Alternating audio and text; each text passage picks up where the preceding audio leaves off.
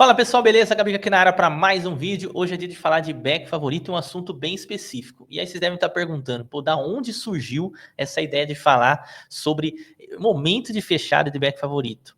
E aí eu dou uma dica para vocês. Deixem aqui nos comentários, tá? Comentários aí interessantes e coisas que vocês queiram ver eu abordar, um assunto que eu queira abordar. Por quê? Porque eu sempre leio os comentários, tá, pessoal? Eu respondo os comentários.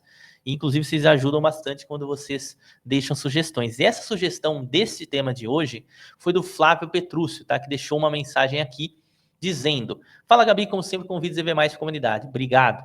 Sugiro que você faça um vídeo ou mais enfatizando o momento de abandonar a entrada quando em back favorito. Ou seja, entrei em back pelo motivo X e em que momento eu devo sair. O que considerar para não permanecer na entrada? Pois, como dizem os filósofos do trading, entrar no mercado é fácil, difícil saber a hora de sair. Obrigado ao Flávio aí pelo comentário. E começando do final, tá? Porque eu acho que isso daí é uma coisa interessante da gente abordar, porque eu me identifico, tá? Com essa frase que ele falou. Entrar no mercado é fácil, difícil saber a hora de sair.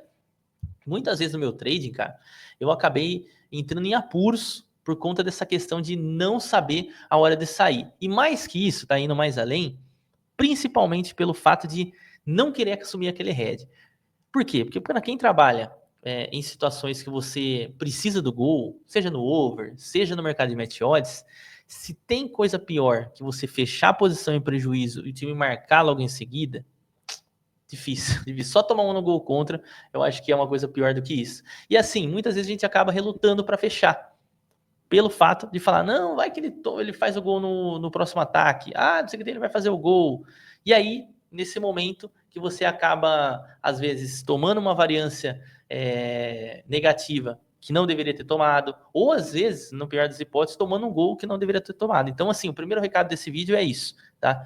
Saiba fechar mesmo em prejuízo. Se o gol sair depois, sem padrão, cara, eu sei que para quem é iniciante é difícil, mas não importa, tá? A longo prazo, você sempre vai estar ganhando fazendo as coisas do jeito certo, beleza? É o jeito que você definiu também. Agora, respondendo a pergunta dele, eu vou trazer algumas situações mais práticas, né? Pô, teve esse jogo que aconteceu isso e eu não fechei, eu fechei, sabe, tal, eu precisei fechar. Mas o vídeo de hoje é mais teórico, tá? Teórico, mas eu também vou mostrar uma questãozinha aqui na prática para vocês. Primeiro ponto, tá? Acredito que essa questão do momento de fechar o back ou qualquer outro tipo, se você coloca aí dentro de uma outra estratégia que você trabalha, mas principalmente falando do back de forma específica, passa por duas questões importantíssimas que você deve ter definido antes do jogo começar, que são questões ligadas a métodos, tá? A primeira que eu vou falar, motivação de entrada e mudança de cenário. O que significa isso? Você tem que ter definido aí na sua cartilha ou mentalmente, por exemplo, eu sugiro que você escreva, que fica muito mais fácil para você, quais são suas motivações para entrar a favor de uma equipe. Tá? Então, assim, eu estou vendo o jogo, o que eu procuro, o que eu busco naquele favorito para que eu esteja a favor dele. Tá? Vou dar alguns exemplos aqui para vocês, e aí é claro que são apenas exemplos, mas que na prática funcionam para mim. Tá? O que eu vejo para eu entrar a favor de back? São três coisas principais. Tá? Claro que tem os detalhes mínimos, mas no macro são essas três coisas. Meu time tem a posse de bola, eu gosto muito de trabalhar com times a favor da posse, não gosto de trabalhar contra, principalmente hoje que o back favorito, você pega muita situação de uma zebra, às vezes nem tá levando perigo, mas que tá com posse de bola no ataque, o mercado já escala, sobe demais, então você toma uma variância muito grande, então a posse de bola para mim é muito importante, meu time tem a posse de bola no campo ofensivo do adversário, hora defensivo, mas também ali no campo defensivo do adversário, né, melhor dizendo, né, no meu campo ofensivo, tava querendo dizer, vocês entenderam? E aí depois disso daí, meu time tá criando oportunidades? Se ele estiver criando oportunidade, show de bola. Por quê?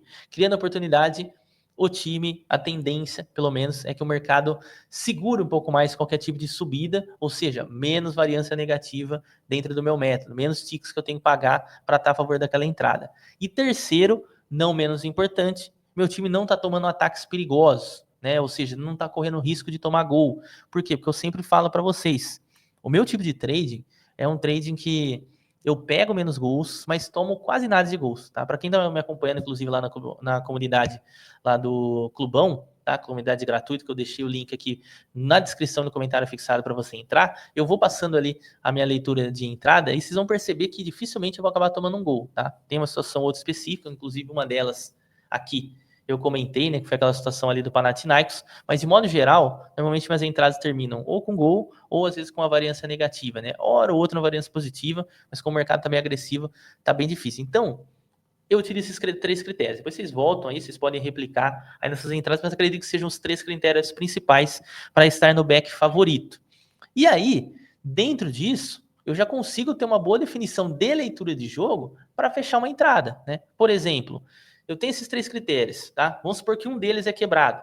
Putz, meu time tá tomando um ataque perigoso, então acabou de tomar 2 finalizações. Provavelmente eu vou fechar essa posição. Ah, mas os outros 2 critérios ainda estão valendo, mas quebrou um elo, tá? Desse critério. E um elo muito importante, né? Porque, como eu falei, eu não sou um cara de tomar muitos gols, então eu não corro muitos riscos. É bem provável, pô, chega um ataque. Beleza, pô, foi um ataque aleatório, espera um pouquinho para ver. Putz, aí já veio mais uma posse de bola contra a minha posição e mais uma tentativa de um cruzamento perigoso ou uma finalização, aí eu fecho, tá? Então, ou seja, quebrou o meu critério de leitura de jogo. Então, isso daí já funciona para que eu feche a minha entrada, ou seja, é um alerta para eu fechar a minha entrada dentro do meu método. E aí, também pode ser que quebre mais que um, né? Talvez meu time já não tenha mais a posse da bola, talvez meu time não ataque mais perigosamente. Esse último, eu confesso, que muitas vezes é um critério que não me faz fechar de imediato, que é o quê? Meu time tá com a posse de bola, não tá tomando perigo, não tá tomando posse de bola do adversário no campo defensivo, só que ele não tá criando tanto. Às vezes eu espero um pouquinho nesse último critério. Por quê? Porque às vezes o time, principalmente um time que trabalha com a posse, ele vai enfrentar um adversário fechado. E esse adversário fechado, normalmente, né, geralmente, ele vai defender a maioria das situações de gol, tá? Porque se ele tomasse o gol em cada 2 lances, nossa, ele ia tomar 10-0 com todo o jogo. Um exemplo, o Manchester City. O Manchester City sempre pega time fechado lá na Premier League. Às vezes ele dá 1, 2, 3, 4 ataques que não criam nada. Só que aí ele vai no quinto e pum, encaçapa, né? Então vale a pena você ter essa paciência nesse último critério, se o mercado também estiver mais estabilizado, né? Se o mercado também ajudar nesse sentido. Por quê? E entender os pormenores daquela questão. Pô, às vezes você vê um lance ali, não teve finalização, mas, cara, o Foden entrou dentro da área. Então, pô, o time tava dentro da área, né? Se tivesse cruzado ali, talvez teria sido um gol, né? Um erro ali técnico do jogador. Putz, o cara pegou, quase cabeceou a bola, tá? Então, assim, não teve finalização, mas teve perigo, tá? Então, fechando essa primeira parte, fechando esse primeiro ponto, que são a motivação de entrada e mudança de cenário. Agora a gente vai para o segundo ponto, que é um segundo ponto mais linear, né? É muito mais fácil de você analisar, que é o stop loss, tá? Eu trabalho até hoje ali com stop loss ali em torno de 10%, então assim, deu aquele stop loss, provavelmente eu vou fechar, né? 99,9%. Existem situações que às vezes eu tomo um pouquinho mais? Existe, porque, cara, nem tudo é 100% nessa vida e no trade esportivo também não é. Ah, já tomou 11%? Tomei. Já tomou 12%? Tomei, mas às vezes a entrada é tão clara, cara, que aí eu estendo um pouquinho, tá? Não é que significa que eu vou tomar 20% não, tá? Tô falando de estender um pouquinho, às vezes perde mais 0,5%, perde mais ali 1% para pegar mais algumas situações de gol. Isso acaba acontecendo, isso é natural. Mas, de modo geral, você tem que ter uma definição de stop loss sim, tá? Pelo menos uma base disso. Pô, eu quero perder 10% a cada entrada que eu fizer, se eu não pegar o gol. Show. Então, defina isso e faça isso. Por isso que aqueles critérios anteriores têm que ser muito bem refinados. É por isso que o fechamento tem que ser tão importante. Porque depois que você colocar um ciclo de muitas entradas, se esse stop loss for muito alto, você vai perceber que você vai estar trocando dinheiro com o mercado, ou pior, perdendo dinheiro mesmo pegando gols, mesmo não tomando gols, o stop loss está te engolindo, tá? Então você tem que entender isso, tá? Que a variância também pode te levar ao lucro. Não são os gols que você pega que podem te levar ao lucro, mas os gols pegos e também uma variância negativa pequena, tá? É importante isso. E aí, para a gente fechar essa explicação, essa explanação sobre o back, nada melhor que a gente trazer alguns cálculos aqui práticos para que vocês entendam tudo isso que eu estou dizendo na prática, tá? Na prática. Vamos lá então. Aqui eu coloquei aqui o radar, tá? O radar esportivo que eu consigo emular uma entrada, tá? E aqui a gente vai utilizar uma stake de 100, totalizando 100% da entrada, aí você define dentro do seu stake. Então, aqui seria o, sei lá, seu stake é 500, aqui é o 100% dela, beleza? Vamos supor, tá? Que você faz um back favorito, né? Considerando um back favorito aqui, a 1,40, vai. Vamos colocar 1,40. Show. Você sabe que o teu stop loss é 10%. Então você poderia ficar mais ou menos aqui a 1,57, a 1,56. Certo? Então você teria 10% de hedge. Beleza? O máximo de entrada. E aí, você define, aí fazendo os cálculos das suas entradas anteriores, que você demora mais ou menos ali, a cada 3 entradas que você faz, você pega um gol. Show. Então, isso daí que você tem de definição. Lembrando que aí depois você tem que considerar a odd média e outras coisas mais. Mas assim, de uma forma bem grosseira, tá? Você fez um back aqui 1,40, a tendência, tá? Dependendo do tempo, tá? Opa, pera aí que foi com responsabilidade, desculpa, gente, aqui, ó. Aí você fez a entrada 1,40, tá? Você fez uma outra entrada 1,40. E aí, a odd veio aqui, ó, a 1,17, 1,16 e 15, que é mais ou menos que paga, ou seja, paga 20%. Então, se a cada 3 entradas que você faz, você pega um gol, você vai ter um lucro de 20%, e naturalmente, se nas outras entradas que você fez, né, você perder 10%, pelo menos você já zerou o game. Sacou? Onde que eu tô querendo chegar? Então, pegou um gol, tá? Uma entrada você pegou um gol, show. A cada 3 entradas, né? Uma, duas, na terceira você pegou o gol. 20%. Se você tomou os 10% das outras duas, você ficou no 0 a 0. Sacou qual que é a pegada? Ah, então, Gabica, eu tenho que reduzir um pouco esse stop loss. Exatamente, porque nem todo jogo é igual e nem todo jogo você vai tomar 10%. Então, por exemplo, se você viu uma entrada que você fez ali que acabou se tornando ruim, você entrou em 40, mesmo exemplo. Ah, não sei o que tem, meu time estava com posse de bola, estava atacando ofensivamente, não estava tomando perigo, mas isso tudo mudou, esses critérios mudaram, como eu mencionei lá no começo desse vídeo. Aí você fecha aqui a 1,47, por exemplo. Aqui você tomou em torno de 5%. Beleza? Beleza. Aí você vai e faz mais uma entrada. Vamos voltar aqui. Lembra dos 5% ali. De novo 1,40. Beleza. Ah, tá, não sei o que tem. Putz, esse back ficou ruim, Gabica. E agora? O que eu faço? Vou fechar em 50, 1,49 esse daqui. Beleza. Então você tomou 6 aqui, mais 5 lá, certo? Ou seja, total de 11% de preju em 2 entradas que você fez. Aí como você tem essa média boa, que você pega um gol a cada 3 entradas, você pegou 1,40, beleza, peguei o gol, show de bola, tal, pegou 20%. Perceberam que nesse exemplo você já está com 9% de lucro? Ou seja, a longo prazo, a tendência é que você tenha lucro.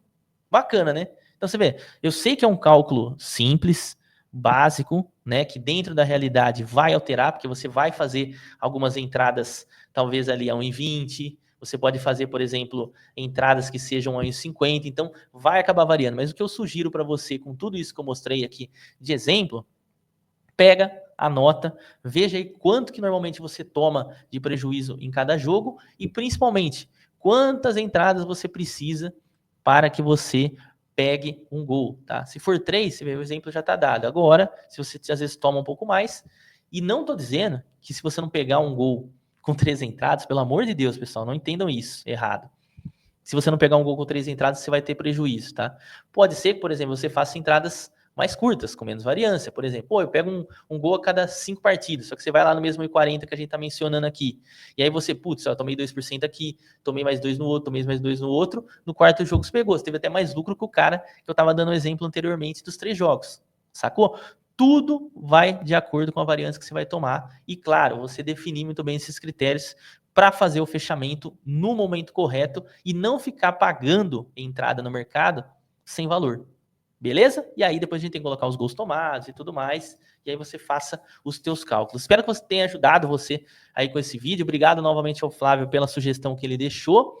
E se vocês quiserem mais vídeos como esse, mais técnicos, falando sobre esses tipos de critério, definição, quando que eu fecho uma entrada, quando que eu não devo mais fazer uma entrada, enfim, qualquer coisa, deixa aqui nos comentários que vocês já perceberam, né? Que eu faço vídeo relacionado a esse tipo de assunto. E claro, quer me acompanhar e acompanhar toda a galera do Clubão lá, recebendo tip, recebendo entradas de trading lá que eu comento as minhas entradas, comento sobre os jogos, pré-jogo, pós-jogo, entra aí no link na descrição do comentário fixado da nossa comunidade Clubão de Benefícios. Valeu, tamo junto e até a próxima.